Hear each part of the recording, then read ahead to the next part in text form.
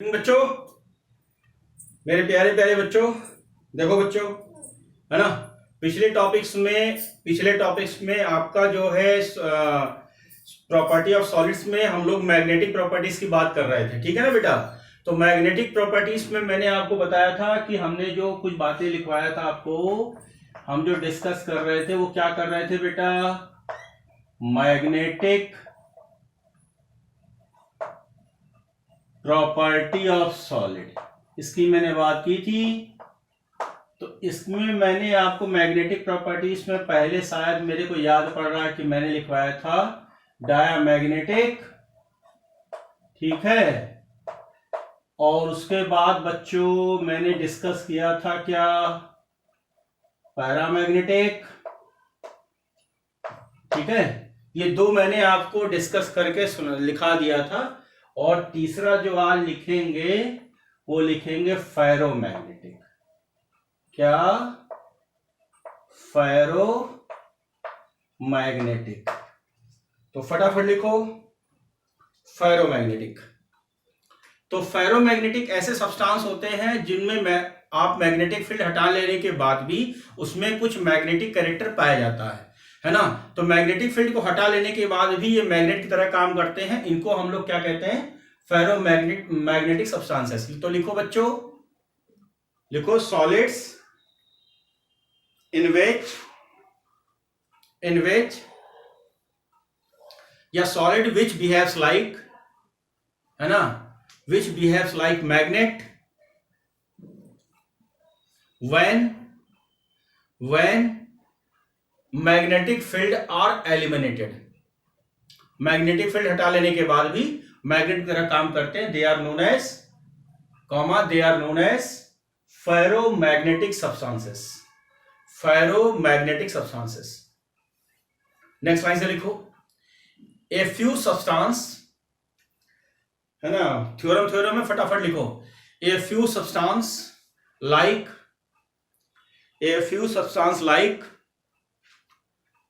Iron cobalt nickel, gadolinium gadolinium GD, CrO2 are attracted by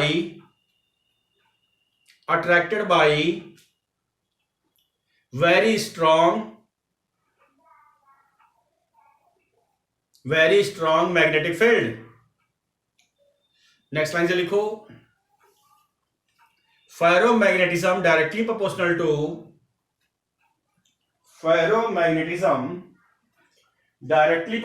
to number of unpaired electron. यानी जिसके पास number of unpaired electron ज्यादा होगा उसमें ferromagnetic character भी ज्यादा होगा। नेक्स्ट लाइन से लिखो, alignment of magnetic moment. Alignment का मतलब इलेक्ट्रॉनों के रोटेशन का डायरेक्शन, है ना। Alignment ALIGNMENT, alignment of magnetic moment of domains in same direction. You know same direction, या सब क्लॉकवाइज होंगे या फिर सारे के सारे क्या होंगे, anti clockwise. Like this one. Next line से लिखो, each ferromagnetic substance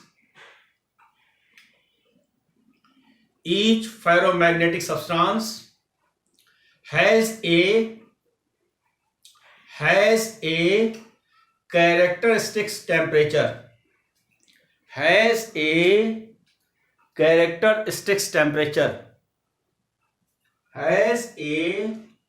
characteristic temperature, above which no ferromagnetism is observed,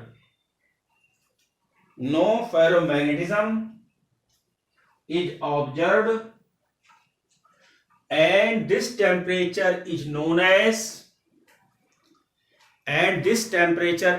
as Curie temperature। कौन सा temperature, Curie temperature. Next point लिखो, all ferroelectric solid,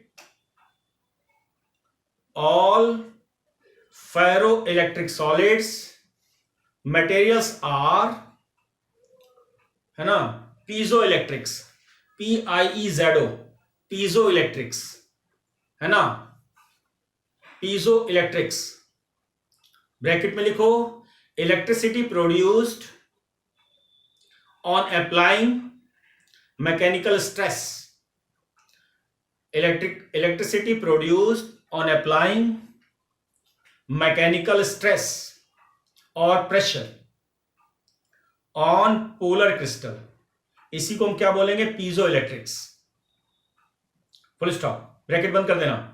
it contain maximum dipole moment, it contain maximum dipole moment. Next point लिखो, quartz, QUARTZ, quartz is the piezoelectric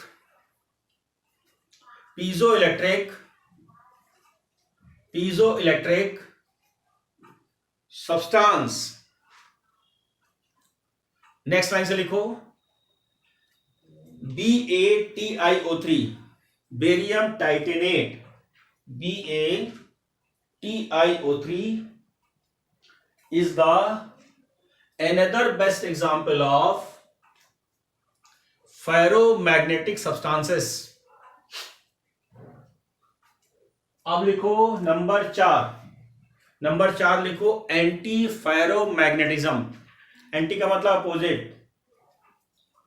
number 4 anti ferromagnetism, right. तो इसमें लिखो फटाफट, लिखो substance like MNO, underline कर लेना, यही पूछा जाता है. Substance like MNO showing anti ferromagnetism,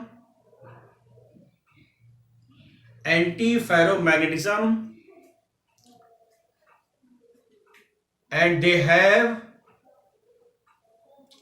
domain structure similar to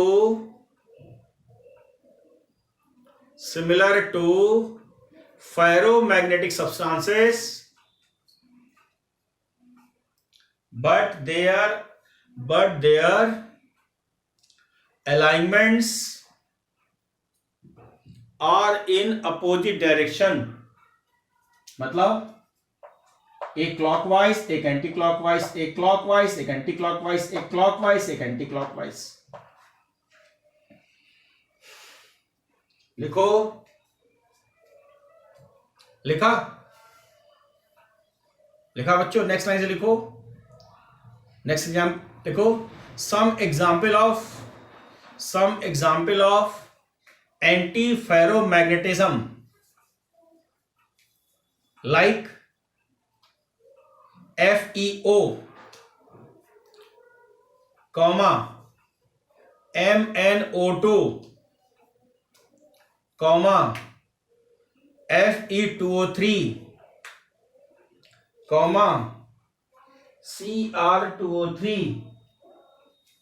Cr2O3, COO यानी कोबाल्ट ऑक्साइड. नेक्स्ट लाइन से लिखो, नंबर नेक्स्ट लिखो, फेरो था ना, फेरी. नंबर 5 फेरी मैग्नेटिज्म,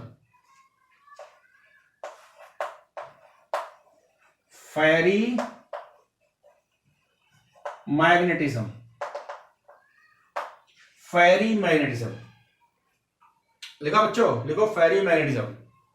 लिखो substance which are magnets but having less magnetic moment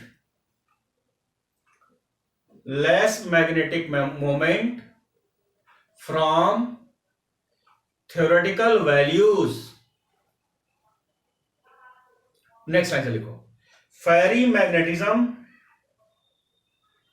are observed when ferrimagnetism are observed when the magnetic moment of the domains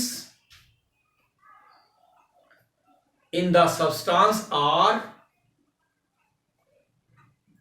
aligned in parallel and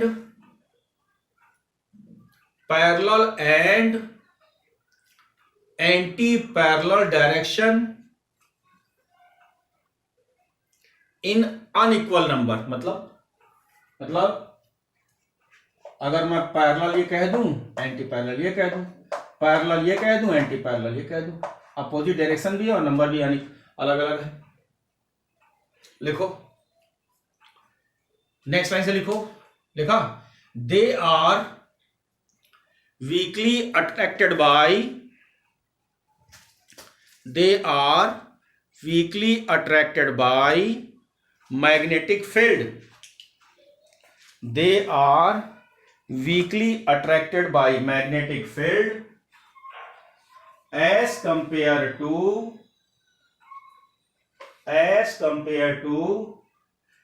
ferromagnetic substances।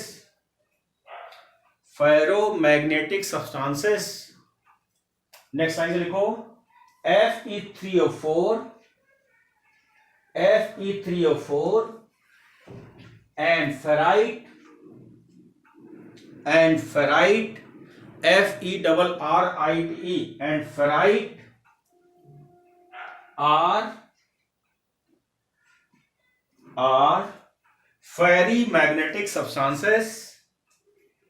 ferrimagnetic substances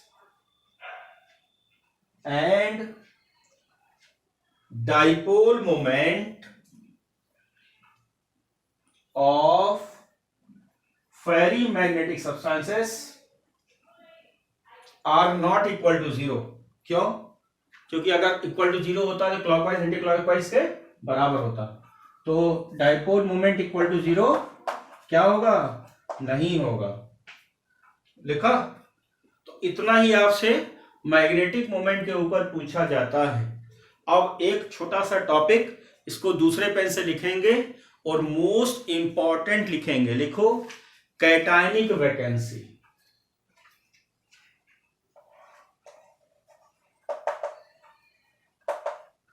cationic vacancy बच्चों, पिछले lectures में N type P type semiconductors में जब discuss कर रहे थे, तो P type semiconductors में मैंने आपको बताया था कि एक कैटायन हटेगा और दूसरा कैटायन उसकी जगह पर पहुंच जाएगा तो होल का डेवलपमेंट करेगा, है ना।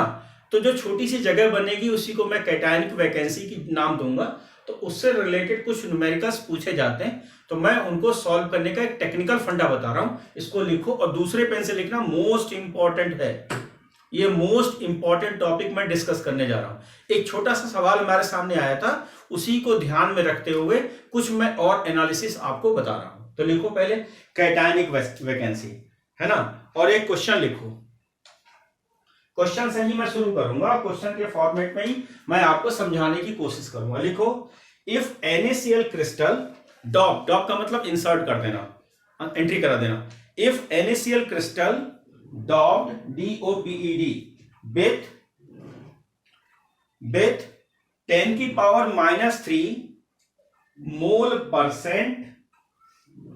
मोल परसेंट SrCl2, जो सवाल में बोल रहा हूं यही पूछा गया है, तो इसी के ऊपर मैं अपनी एनालिसिस बताऊंगा, है ना, और भी सवाल कराऊंगा इसी जैसे, है ना, थोड़े चेंज करके।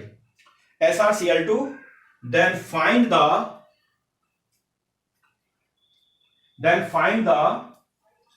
concentration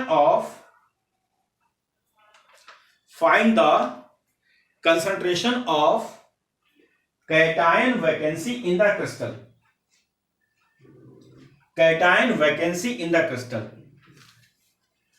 सॉल्यूशन लिखो, 10⁻³ mole percent of SrCl2 means 10⁻³ mole percent of, मैं लिख दूं क्या, 10⁻³ mole percent mole percent of SrCl2 means, इसका मतलब क्या है? पहले इसका मतलब ही समझने की कोशिश करें। इसका मतलब यह हुआ कि 100 mole of NaCl contain,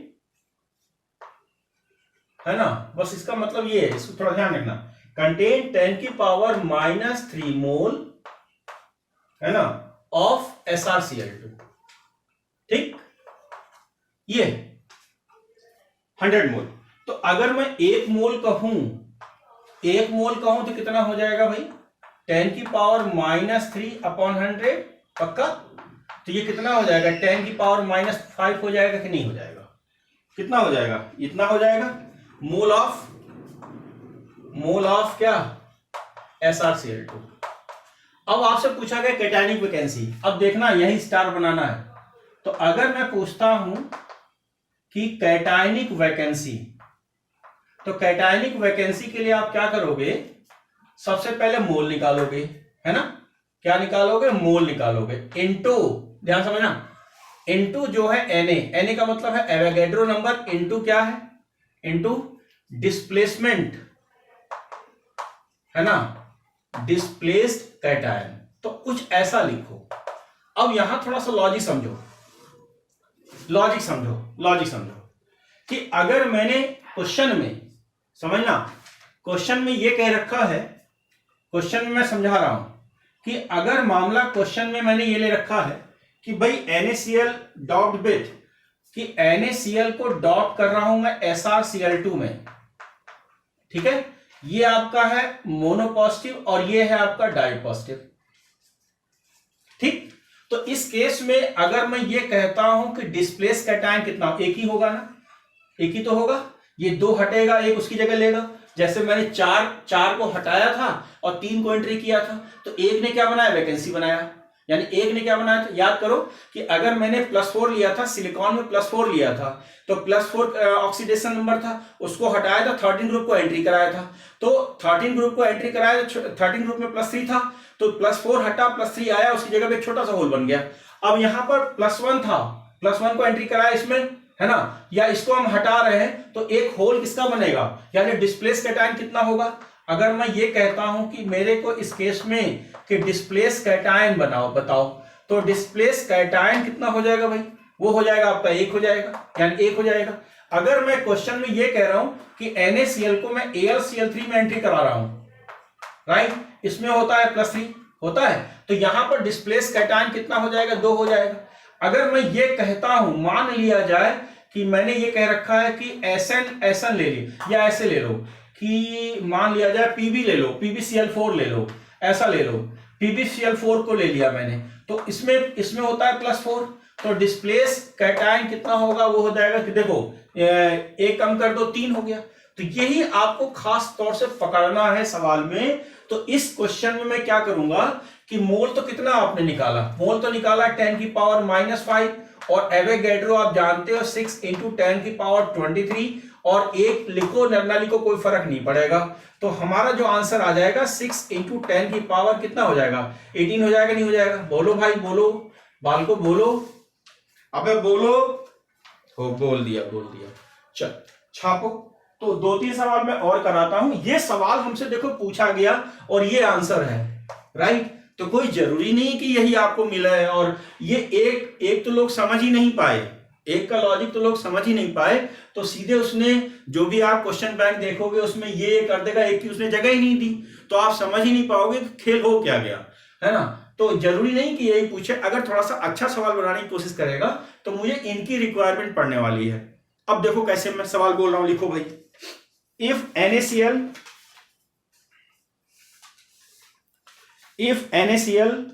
dot with 10⁻³ mole% of AlCl3, देखो, है ना, 10⁻³ मोल% ऑफ AlCl3।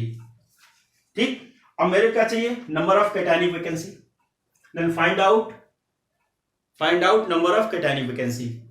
ठीक, तो अब सॉल्यूशन में नंबर ऑफ कैटायनिक वैकेंसी चाहिए साहब। चाहिए। तो कैटायनिक वैकेंसी के लिए मोल इंटू Na, है ना, इंटू क्या, डीसी। डिस्प्लेस कैटायन को मैं डीसी लिख दूं, बढ़िया रहेगा, डीसी। अब देख, मोल तो पता ही है आपको कितना आने वाला है, मोल सेम फॉर्मेट पे काम चलेगा। तो मोल तो आपका 10⁻⁵ आएगा, और ये कितना आएगा, ये कितना आएगा, 6 × 10⁻23 आएगा। अब क्वेश्चन में उसने क्या ले रखा है, एल्युमिनियम क्लोराइड ले रखा है साहब, AlCl3 ले रखा है, इसमें क्या होता है, +3 होता है। तो यहां कितना लिखूंगा मैं, 2 लिखूंगा नहीं लिखूंगा, अबे लिखूंगा नहीं लिखूंगा, समझ में लॉजिक आ रहा, जैसे मैंने अभी बताया था। देखो 2, चलो एक और करो, सब क्लियर होना चाहिए, लोचा कुछ नहीं चाहिए मेरे को। क्वेश्चन नंबर 1 और लिखो, if NaCl doped with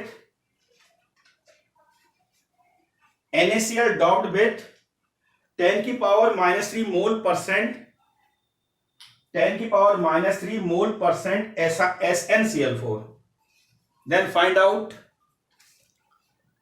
find out number of cationic vacancy। फिर वही पुरानी बात, नंबर ऑफ कैटायनिक वैकेंसी। तो नंबर ऑफ कैटायनिक वैकेंसी क्या होगा, मोल इंटू Na, है ना, इंटू डीसी। क्वेश्चन में क्या दे रखा है, SnCl4 दे रखा है, तो स्वाभाविक सी बात है इसमें 4 ही होगा, क्योंकि -4 है, राइट। तो इस केस में मोल तो वही आ जाएंगे, 10⁻⁵। देखो ये दोनों स्टेप ये वही है। और एवोगैड्रो नंबर आपको पता है 6 × 10⁻23। अब डीसी की अगर हम बात करें तो NaCl, NH में 1+, इसमें 4+, डिफरेंस कितना आने वाला है, 3 का। तो इसको सॉल्व कर लो, दिस वन आंसर। फंडा समझ में आया बच्चों, फंडा समझ में आया। अब ये मत कह देना कि क्या हर सवाल में -3 ही मिलेगा, ऐसा नहीं मिलेगा, ऐसा कुछ नहीं है। -4 भी कर सकता है, -5 भी कर सकता है। मेथड मैंने आपको बता दिया, ठीक है। तो ये मत समझना कि एक ही हर जो एग्जामिनर ने एक सवाल दिया तो आप लोगों ने एक लिख करके काम चला लिया, तो कोई जरूरी नहीं। एक को ध्यान में रख करके ये नहीं करना कि सब में एक करना, ऐसा कुछ नहीं है। कंडीशन टू कंडीशन बदलता जाएगा, गड़बड़ी नहीं होना चाहिए। ये उसने पूछा है, ये पूछ करके बहुत बड़ी गड़बड़ी कर दी। क्यों कर दिया, क्योंकि यहाँ पर +2 है, वहां पर +1 है, एक लिख दिया और काम चल गया, वो समझा दिया उसने।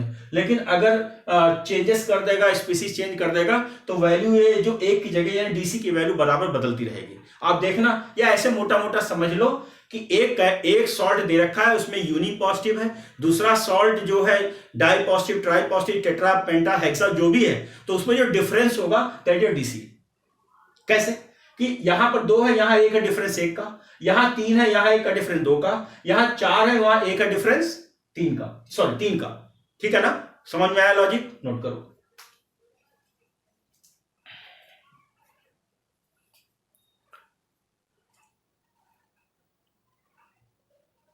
अब लिखो बालको, नेक्स्ट हेडिंग लिखो स्ट्रक्चर ऑफ आयनिक क्रिस्टल्स।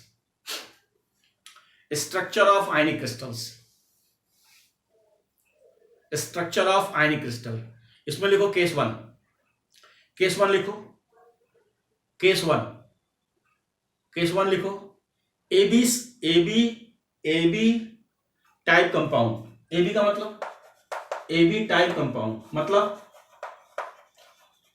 ऐसा, इसका मतलब क्या होगा, 1+ और 1-। इसमें 3 बातें आपको डिस्कस करना है। फर्स्ट NaCl टाइप, दूसरा CaCl टाइप, और तीसरा जो है ZnO टाइप।